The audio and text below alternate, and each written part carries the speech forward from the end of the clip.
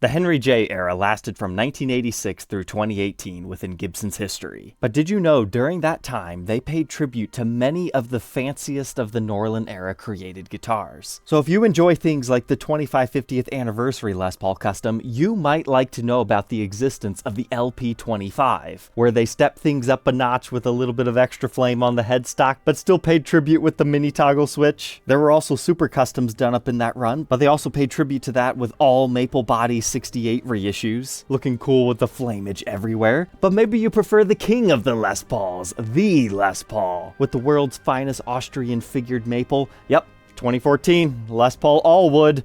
It's more of a tribute, but hey, it's there. Even the Les Paul Artisan had its chance to shine. However, that one didn't make it out of the prototype stages. They made 2 white ones out of Gibson USA, and then we later on got the Lee Malia Epiphone tributes. But even the vastly iconic maple fretboard Les Paul Customs saw a resurgence in 2011 as we ushered in the Richlight era and dealers were looking for real wood alternatives. Some of them even got crazier with, flame tops and other exotic colors other than black and natural. Oh, and don't forget about the 335S and the Paul reissuings/tributes. If it was cool or notable, they did it. Even more obscure models like the L6S saw a minor reissuing, or the RD Artist in a new white shade. But did you know my favorite Norland era model also got a reissuing?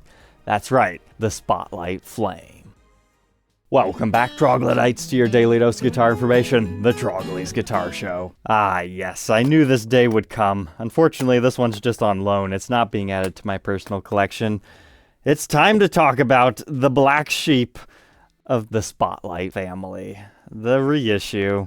Yep, there it is. It's made of very fine woods, but they messed pretty much everything up about it. But you know what? That's okay. I've come to appreciate these things over the years simply because they are different. If we had a one-for-one recreation, why would you choose the new one versus the old ones? Or would there be confusions between the two? But let me tell you, straight out of the box, this thing is ridiculously heavy. But let's learn all about the Spotlight Flames. These were produced in late 2007 into 2008 as a limited edition. We don't know exactly how many the custom shop made, but it's been suggested that it was around 50-ish. But on the COA, they were officially billed as LP Spotlight, where they took the original idea and concept of an antique natural Spotlight special and decided to bring it into the 2008 era. However, there's one very standout feature that makes this different from an original. Look closely at the width of our walnut strip. We go from about 2 inches, which is just slightly smaller than the width of the fretboard, to a honkin' 3 inches. What were they thinking? Here's a different one without a pickguard so you can really appreciate the differences here. Even though there's tons of Spotlight fans out there, most of them agree that this was not a good decision. And what pains me to know is they got the prototype right. The story of that one is it was developed around 2006. And there you go, you can see it. They got the dimensions correct there. But for some reason they were like, hey, let's make it wider. And thus birthed history. But kind of a fun story behind that prototype, Gibson ended up using that as a bribe to get Billy Hall to stay with them in 2009. But he ended up selling that guitar to a player who modified some of the electronics.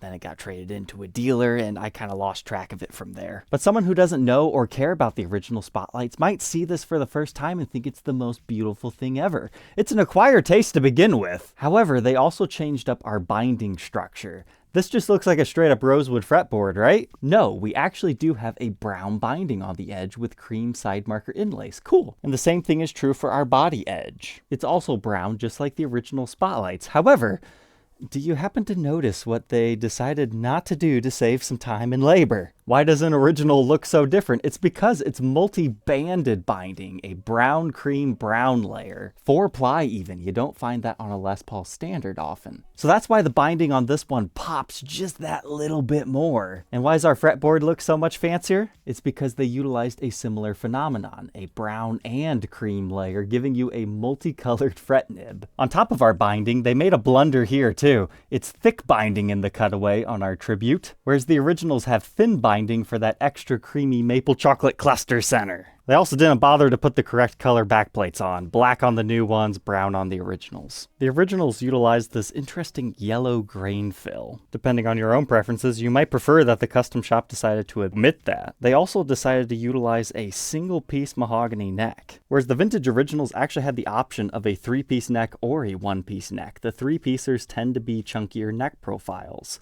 So they took the 1-piece neck option from this, but then the chunkier neck profile from over here. So that's something that you might end up preferring on the reissue. But I will say that they at least took the time to use some really nice premium lumbers on these. It's not uncommon to find some figuring in the back. This one's a bit lacking in that department. However, I've seen a lot of these have figured mahogany necks.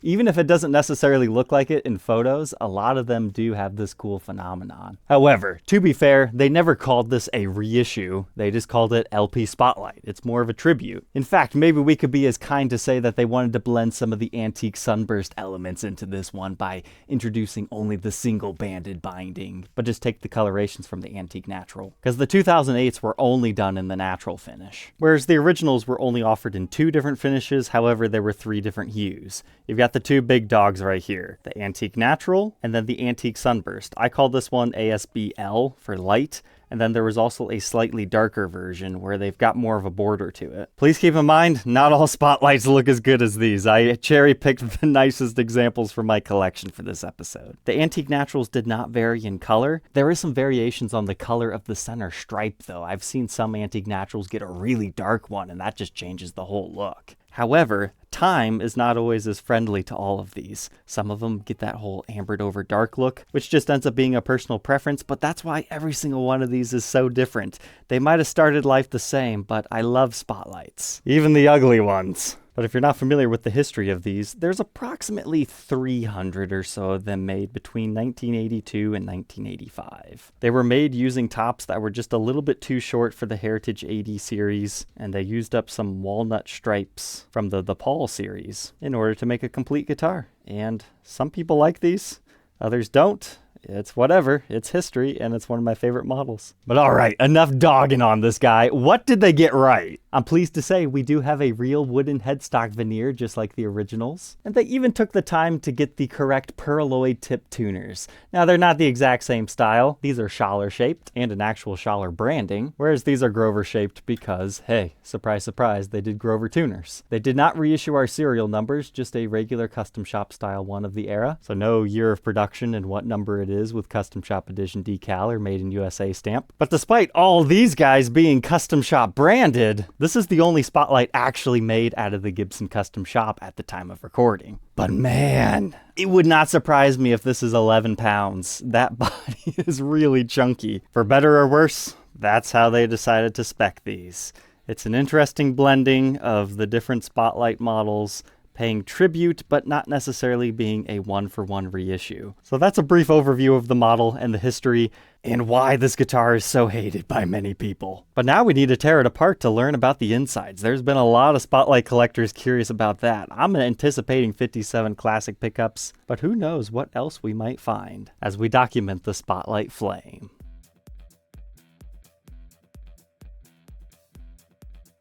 Inside the newcomer to the Workbench. Everybody has been wrong so far, or we have a strange one. There's not 57 classics in here, people. It's a Burstbucker Rhythm Pro in the neck. And I know what you're expecting. A Lead Pro in the bridge? Nope. Another Rhythm Pro for the bridge. Okay. It wouldn't surprise me if nobody's actually taken apart their Spotlight reissue, so we'll have to keep documenting these to see, what pickups did they actually come with, because every listing I've ever seen always says 57 classics. But it's possible that theirs didn't have the stickers, and that's why they thought that. But no, this one has Burstbuckers. And did they break the tradition and go to a long neck tenon? Nope. It's a short neck, although I'm not surprised by that, because they did opt to use the historically correct Nashville bridge for this particular model. And usually Gibson doesn't do Nashville with long neck tenon. In this era, anyway. But with our walnut strip being so much wider, it makes for an interesting pickup cavity, because now the walnut extends all the way to the edge of our pickup cavity, but not to the outer extreme for our pickup leg, so you can still see your maple there. That phenomenon is present on both sides. And as far as the thickness of the walnut top, it looks about the same, maybe a bit thinner than the originals. My calipers measure approximately 0.7 inches. But kind of a cool cross section here. And as far as our bridge pickup cavity, pretty much more of the same. No special markings, but you also have to remember no two of these are exactly alike. In fact, I found myself doing research. Are we sure this is walnut? Because that looks suspiciously like some mahoganies. But there's been one on eBay for sale for the past 12 years. It has a little bit more swirly wood grain if that's what you're after. But moving on from our pickup cavities, we can measure the readings of our burst buckers, 7.81 k ohms in the bridge, 784 in the neck, and the middle position 391. As compared to Tim Shaw's, those are just a little bit hotter than most. We'll see how they sound. But here's a look at that previously mentioned Nashville style bridge, Pingworks branded, and they got it right with a full weight golden tailpiece.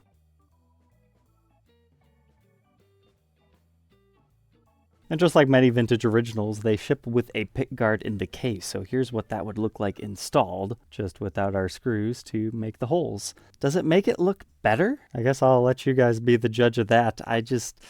Nope. However, the longer and longer you look at the wide stripe, when you go back to look at photos of the others, your eye starts to go, what? No, that's way too small. So be careful which one you look at for too long. I'm sure if the originals were done like this, maybe history would be very different how most Spotlight collectors see it, but it's fun to see that nonetheless. But speaking of case candy, I did want to take a tangent. We quickly looked at the COA, but there's actually two different correct COAs for this run. If yours was an earlier produced one, you will have one of the last large paper COAs that people always tend to lose. However, the ones made in 2008, again, like that one on eBay, will have the small custom shop booklet. Otherwise, it's just your usual Gibson Custom, Mr. Dealer, Truss Rod Tool, and pre-packed checklist that also says LP Spotlight on it. And it should have a Gibson Custom Shop exterior case with the burgundy interior.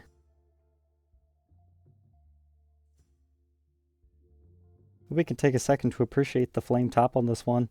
It definitely has the ridges, even within the clear coat. You can see how they stand a little proud.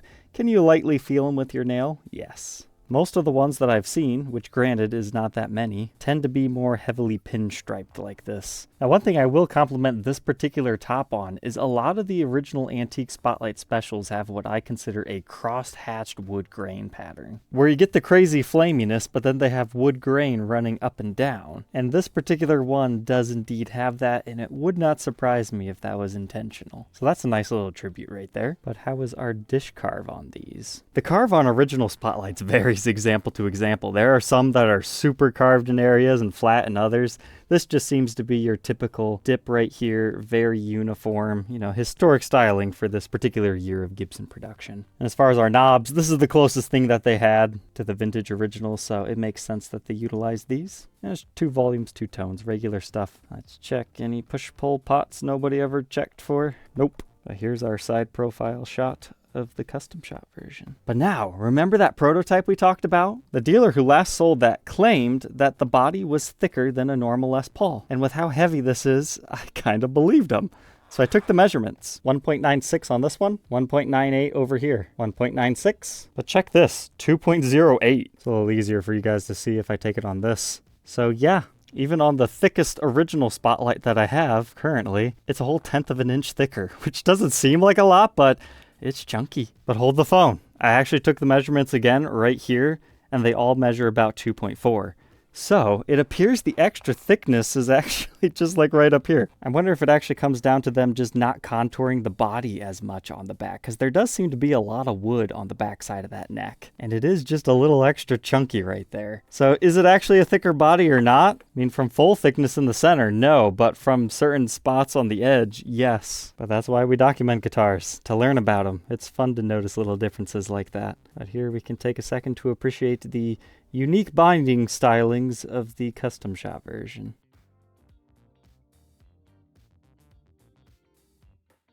As we move on from our mahogany body to our mahogany neck to our rosewood fretboard, there is a really cool thing to know about mid to late 2000s era Gibsons. They utilize Madagascar rosewood, and sometimes you can find really beautiful pieces. A really, really good example of that is this Lavender Sparkle Les Paul. That one had some very exotic colorings. So in theory, you could find that on one of these, and we've got a little bit of that multicolor streaking on this one. That's why I brought it up. But they cut the board off before you could fully appreciate it. But you can see there's a little bit more poking through over here.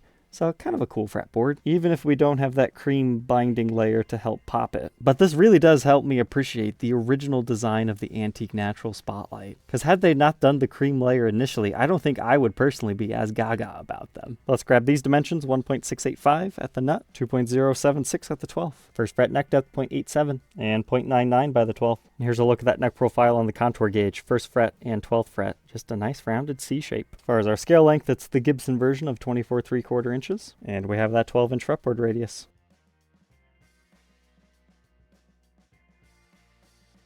Face of the headstock time, it's a little bit hard to see, but they did indeed still put the Les Paul model silkscreen on here. But if you're thinking, hey, they just left the mahogany neck bare, they didn't do anything. No. Because if they did that, you would see the headstock wings on the side. Usually in the custom shop, this is a Hollywood head cap, but on this particular model, it's just a thin slice of walnut being placed on top. That is present on the originals, although I would say it's a bit more hidden with ambered over lacquer. I think that comes down to the yellow grain fill of the originals also kind of blending them all together too. But this one's pretty apparent, even if you don't know to look for it. And at one time, our Gibson logo was probably crystal clear, but it has aged over the years. I mean, these are getting close to being considered vintage in and of themselves. Our truss rod's the same, your typical Gibson acorn nut, where you can also see the mahogany through the walnut and all the good glue layers in between. And it's just a blank truss rod cover, just like on the originals.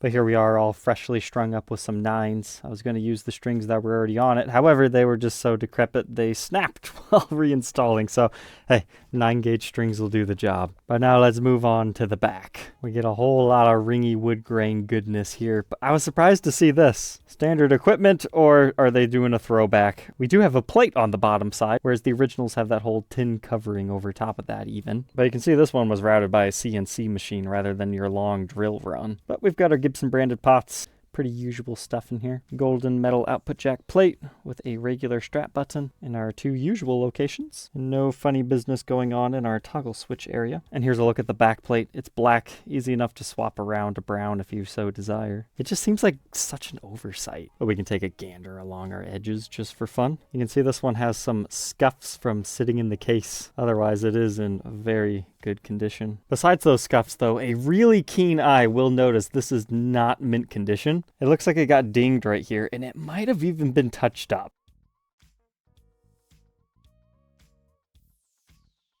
And now we can run up the backside of our neck, figuring and wood grain galore, where we get to our Gibson Custom Shop decal, and the backside of our Grover tuners, where you can see those wings joining onto the headstock like we were talking about, different colored, and the serial number of this one dating to 2007. My suspicions are confirmed. That's definitely a touch-up. Now, a normal ding would also not glow. However, you can tell there's a certain glossiness to that. So somebody did a minor touch-up there. Otherwise, I'd say our top is looking good here. Headstock checks out. I don't see any breaks here, nor stand marks to mention. Until we get to the back. There are a couple of stand marks here. That's the only location. None on the edges. There is a little bit of a weirdness over here in our binding, but I'm sure that's just something caused by the manufacturing process. But you can see those scuffs a little bit easier here too. There's another one right by our ding. How much does she weigh? I'm kind of surprised. Only 10 pounds, 4.9 ounces. It feels like 12 because all of the weight is in the body. You can feel it. But it's not that heavier than original. Let's go ahead, plug it in, and hear how the Custom Shop Tribute sounds.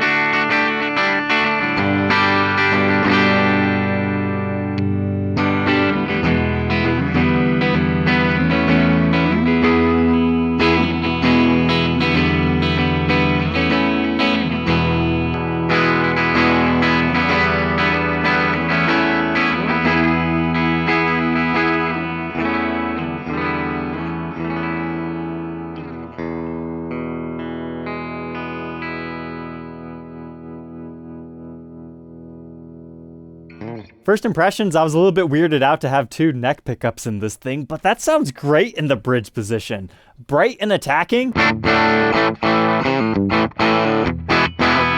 with a nice growl to it. I found the neck to be awfully muddy when you're hammering out chords, but when you use it for bluesier things or softer chords, works well.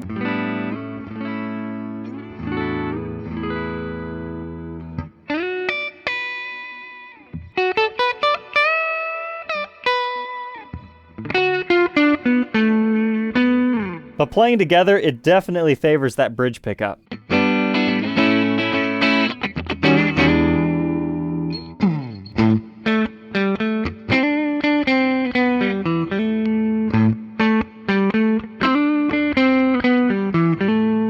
That's a good tone.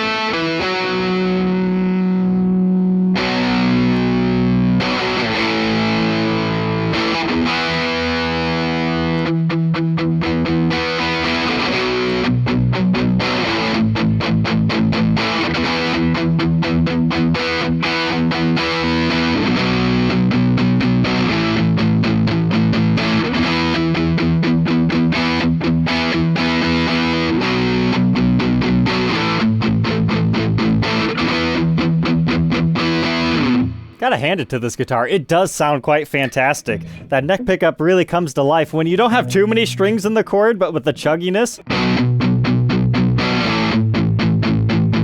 But the bridge works pretty good too. In fact, I would say that's like the epitome of perfect rock tone.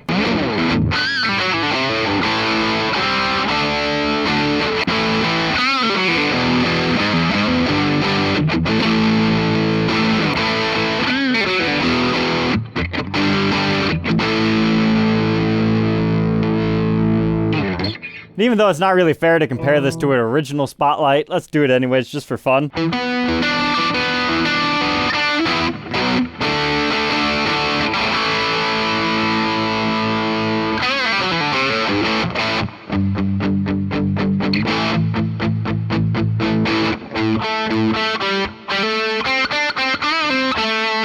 Before we even strum this one, oh my goodness. I used to think this one was heavy, but now it's like nothing. Feels a lot thinner too.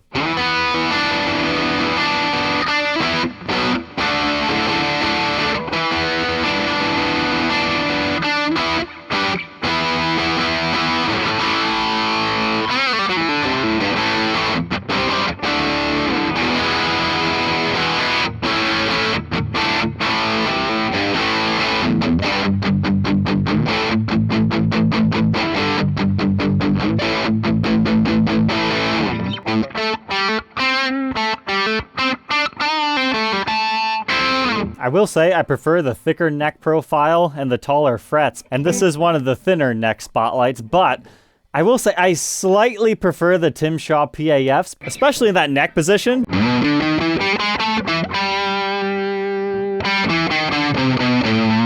It's got just a little bit more of a woody tone to it.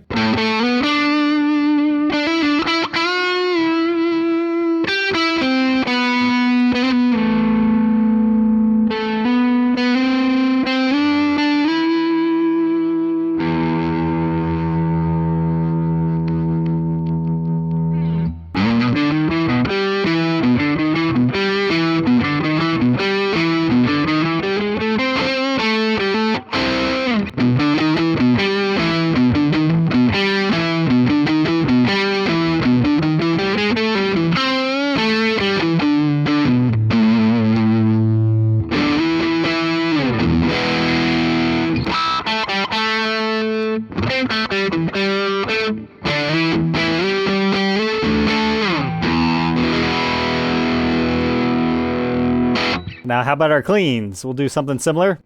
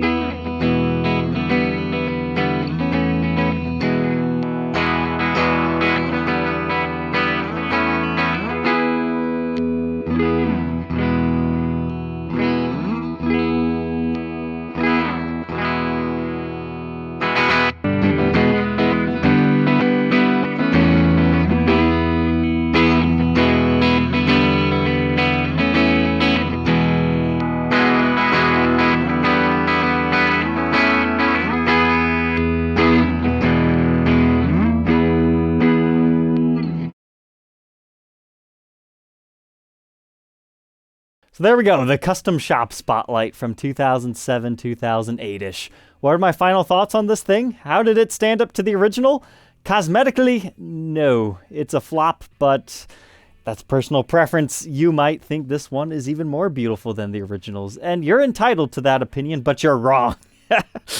They need the cream binding. At least a double layer would have been cool, but it's got its own thing going on. It might seem like I'm hard on these, but again, I still love them even if they're not as beautiful as the originals, simply because, hey, it's cool that they actually did it as a posted limited edition run, calling it not just some made-to-measure custom order type thing. That's what I love about the Henry J era. Whether you knew it or not, they did pay tribute to all the coolest of the Norlands. And as far as the tones, let me know what you thought down in the comment section. That's why I compared it just for fun.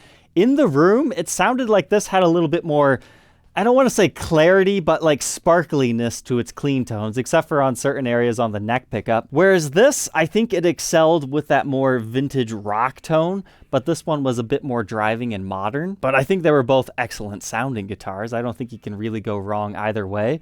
But the heft and chunk of our newer one is certainly something to consider. I think there's a reason why when these show up, they're usually mint condition unplayed. But all right, Troglodytes, I hope you enjoyed a different kind of Spotlight episode, and we'll catch you tomorrow on the next one. Take care.